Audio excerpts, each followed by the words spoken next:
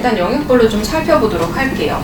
일단 독서 부분에서 측정하고자 하는, 평가하고자 하는 영역은 크게 세 가지라고 보시면 돼요. 첫 번째, 사실적 이해, 두 번째, 추론적 이해, 세 번째, 비판 창의적 이해예요. 근데 이거는 사실 되게 많이 들어본 말이라서 되게 중요하게 생각하시지 않는 분들이 많거든요. 근데 이게 실제 출제 유형으로 나온다 그럴 때 사실적 이해는 윗글의 내용과 일치하지 않는 것은, 그 다음에 이제 추론적 이해는 윗글의 정보를 추론한 것으로 옳지 않은 것은, 그 다음에 이제 비판 창의적 이해는 이제 외적 증거를 가지고 문제를 파악하는 유형이에요. 그러니까 독서가 이 세 가지 단계로 문제가 구성이 되어 있다라고 생각하고, 학생들이 이제 지문을 본격적으로 공부할 때 어떻게 하셔야 되냐면요.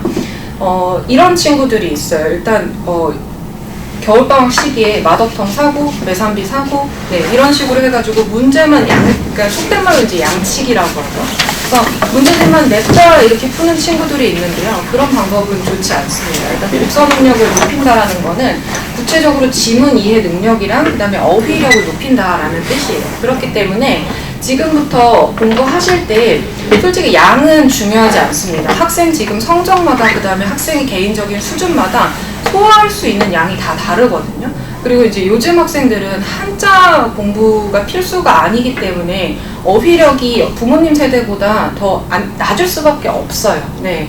그렇기 때문에 이거를 그냥 양치기로 문제 푸는 식으로 접근하지 마시고요. 한 지문을 풀더라도 그 지문 분석을 학생이 스스로 꼼꼼하게 해보는 거예요.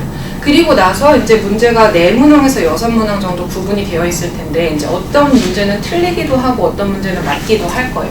근데 이걸 꼼꼼하게 분석하지 않는 친구들은 어떤 식으로 하냐면, 예를 들어서 1번의 답이 5번인데 내가 이제 1번을 골랐어요. 그럼 이제 바로 해설지를 옆에다 두고 해설지를 펼치죠. 그리고 이게 왜 답인지 확인하고 넘어가거든요. 그거는 문제를 분석하는 게 아니에요. 그렇게 하시면은 실력이 절대 오르지 않고요. 그런 방식은 이제 나중에 고등학교 3학년 갔을 때 내가 모의고사를 통해서 계속 점검해야 되는 시기에 하는 공부 방법이고요. 지금 이제 예비고일 학생들은 내가 틀린 문제가 왜 틀렸는지를 생각해 보는 거예요. 왜냐면 여러분이 이런 말씀 많이 들어보셨을 텐데, 틀린 문제는 항상 틀린다 그러거든요. 그러니까 무슨 뜻이냐면은 내가 그 선지가 어떤 것이든 항상 그 선지를 선택하는 나의 논리 구조, 사고 구조가 있는 거예요. 그거를 해설지를 보고 먼저 점검하는 게 아니고 내가 먼저 생각해 보는 거예요.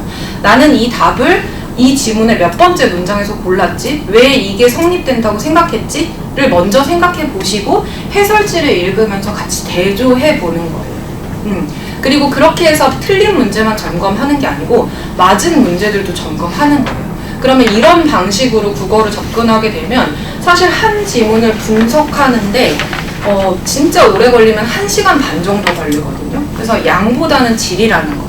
그리고 이런 과정이 그럼 매번 한 문제 푸는데 분석하는데 1시간 반 걸리면 너무 비효율적인 거 아닌가요? 이렇게 생각하실 수도 있는데, 이게 이제 나중에 쌓이다 보면 문제 풀 때 어떤 능력이 생기냐면은, 보통 이제 학생들 문제 풀 때 시간이 오래 걸린다는 친구들은 어떻게 푸냐면요. 일단 지문 1회독 해요. 그리고 문제 읽어요. 그리고 문제 읽으면서 다시 문제마다 지문 읽습니다. 또 문제마다 지문 읽어요. 그러면 이제 한 지문 한 세트를 푸는데 제시문을 5회독 하게 되거든요. 그러면 당연히 시간이 초과가 될 수밖에 없는 거예요. 근데 이제 이렇게 분석을 꼼꼼하게 하고 나면은 결국 본인의 사고력, 어휘력, 독해력이 증진되기 때문에 나중에 문제를 풀 때 진짜 상위권 친구들은 지문을 쭉 읽고 지문으로 돌아가지 않고 문제들을 풀 수 있게 되거든요. 그러면 그때는 이제 분석할 게 적어지는 거예요. 네.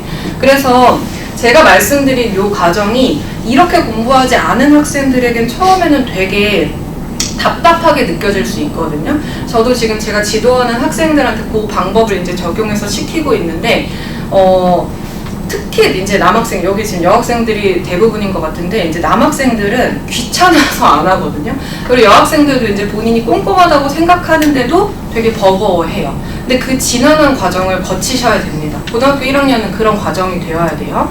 그래서 독서 부분은 이런 식으로 분석을 해주시고 매일 일정한 분량의 지문을 푸는 것을 추천드립니다. 그 다음에 이제 두 번째로, 문학은 이제 뭐가 중요하냐면요. 첫 번째 그 설명이 되게 중요합니다. 주관적 해석이 아니고 객관적이면서 보편적인 해석이라는 거예요. 그러니까 시를 분석하고 문학을 분석할 때 우리가 지금 여기가 독서회가 아니고 시험을 봐야 되는 거기 때문에 본인의 주관적인 생각이 개입이 되면 절대 안 됩니다. 이거를 누가 봐도 누가 해석하더라도 객관적이고 보편적인 해석이 되게끔 연습을 하셔야 돼요. 그리고 이제 시나 이제 소설 그냥 큰 범위에서 문학을 접근하실 때요. 우리가 아마 이제 이런 거 좀 익숙하실 거예요.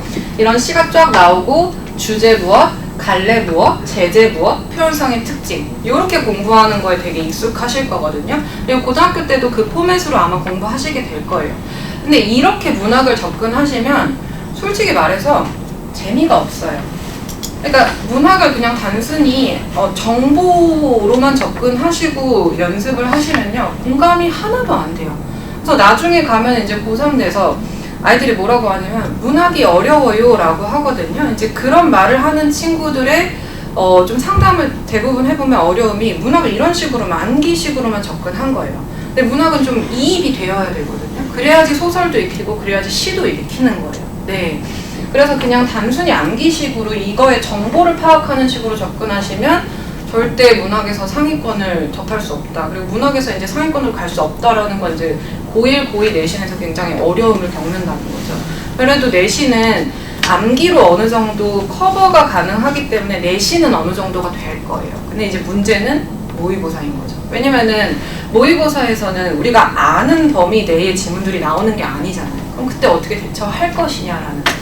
근데 대처가 안 된다. 암기식으로 접근하면. 그래서 일단 일단은 전제는 그 자세, 공감의 자세가 일단 전제가 되고요. 두 번째는 이제 이론적인 내용으로서 문학 개념어에 대한 이해예요. 문학 개념어라는 게 사실 여러분들이 모르는 게 아니거든요. 예를 들어서 뭐 공감각적 이미지, 그 다음에 이제 뭐 객관적 상관물, 감정이입의 대상. 이거 중학교 때 어느 정도는 다 배운 내용이에요. 근데 제가 막상 지금 여기 학생한테 객관적 상관물과 감정이입의 차이가 뭐예요? 라고 물어보면은 대부분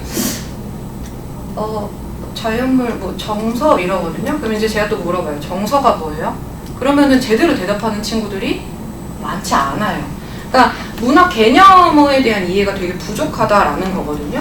근데 문학 개념어에 대한 이해가 필수입니다. 제가 그 예시를 좀 보여드리기 위해서 작년 수능 특강에 나왔던 이제 문제를 가지고 왔는데, 예를 들어서 여기 보시면 공통점으로 가장 적절한 것을 했을 때 동일한 시구의 반복을 통해서 시적 상황을 강조하고 있다라고 했을 때 동일한 시구의 반복도 개념어가 되는 거고요. 시적 상황도 개념어가 되는 거예요.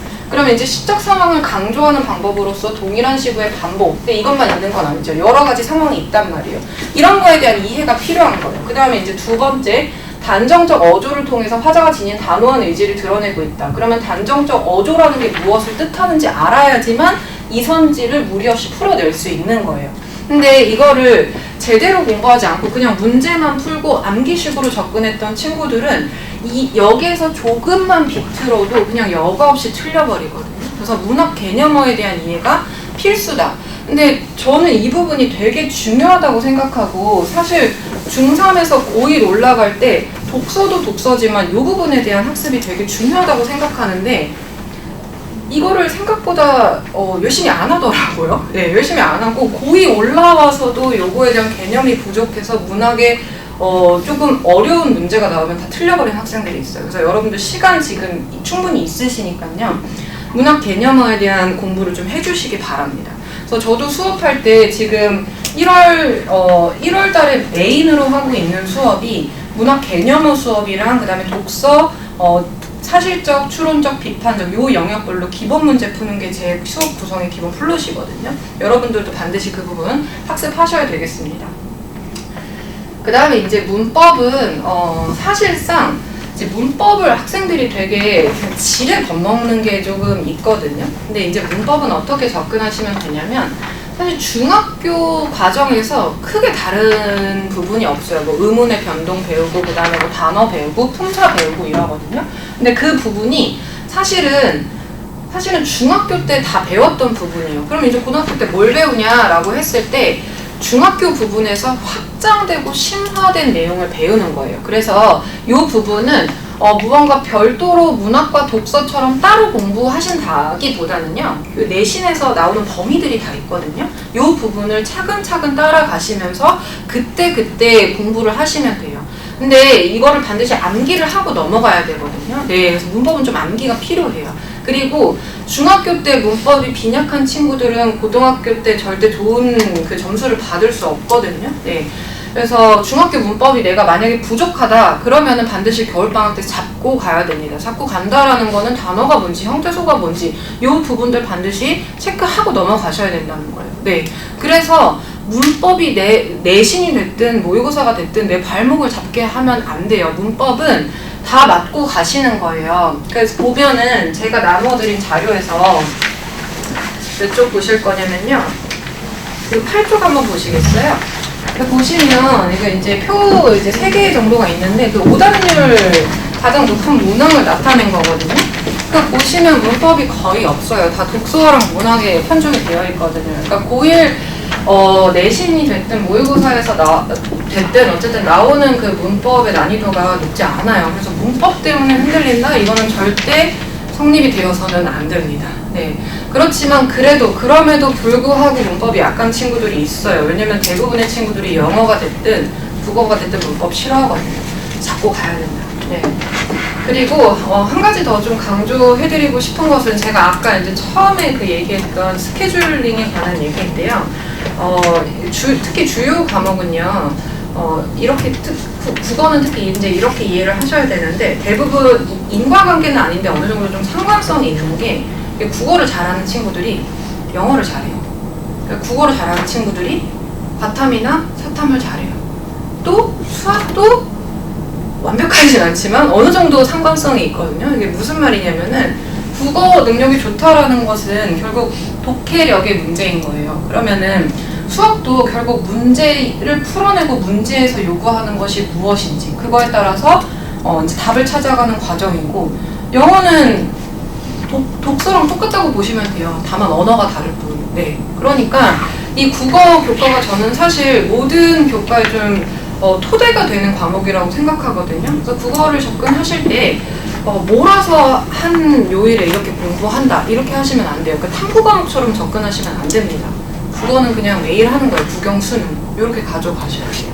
그리고 이제 가끔가다 요러신 분들이 있는데 혹시 저희 아이가 이제 독서를 이전에 많이 안 해서 뭐 이제 고등학생 뭐 필독서랄까 뭐 이제 뭐 대학에서 추천한 어떤 책들을 지금부터 독서 습관을 좀 길러야 할까요? 라고 이제 질문하시는 학부모님들도 있는데 책을 안 읽던 아이한테 갑자기 책 읽으라고 하면은 더 싫어집니다. 그러니까 사실 책을 읽으면 너무 좋겠죠. 근데 이제 그것이 안 되어 있는 친구들한테 너무 독서를 강요하실 필요는 없고요. 앞으로 이제 저희가 뭐 비문학도 하고 문학도 하면서 어차피 읽어내야 돼요. 활자에 대한 거부만 없다면 지금 이제 모의고사나 내신으로 대비하는 것만으로도 충분히 연습하실 수 있습니다. 그리고 이제 한 가지 더는 이거는 사실 국어 교과에만 해당되는 건 아니고요. 모든 과목에 해당되는 거일 텐데 저는 개인적으로 학습에 있어서 중요하다고 생각하는 부분이 효능감이거든요. 이 효능감은 뭐냐면 내가 스스로 이만큼을 성취해냈어 라는 느낌이나 감각 같은 거예요. 근데 이게 왜 중요하냐면 이제 고1 때 당장 4번의 시험을 보겠죠. 근데 이제 물론 상위권 친구들은 뭐 탑 클래스를 유지하는 친구들은 어느 정도 뭐 90점, 100점에서 계속 1등급 유지할 거예요. 이런 친구들은 문제가 없죠. 근데 이제 점수에 등락에 있는 친구들 그리고 아니면 계속 낮은 점수를 달리고 있는 친구들 이제 이런 친구들은 어떤 문제가 생기냐면은 공부 효능감이 너무 떨어져요. 나 계속 학원도 다니고 나 하는데 왜 안 될까? 그러니까 왜 안 될까? 분석적인 접근을 하는 게 아니고 감정적으로 빠져버리는 거예요. 효능감이 떨어지기 때문에. 그러면 이제 그 태도가 2학년 때 지속이 되면은 이제 극단적으로 나타나는 친구들은 뭐 재수하지 2학년 때부터 벌써 이런 소리를 하고 있거나 아니면은 이제 조금 마음이 힘들어지거나 이런 경우들이 있거든요. 그래서 공부는 무조건 효능감입니다. 작은 것이라도 본인이 해냈어라는 감각이 반드시 필요해요. 근데 그게 이제 점수로 나와준다면 굉장히 좋겠죠. 네. 근데 이게 하루하루 공부에서도 그런 것들이 필요해요. 내가 이 지문을 독해했구나. 이걸 풀어냈구나. 내가 이걸 이해했구나.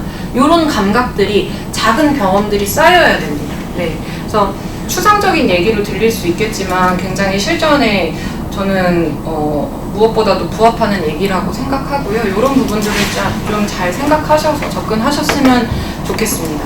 네, 혹시 질문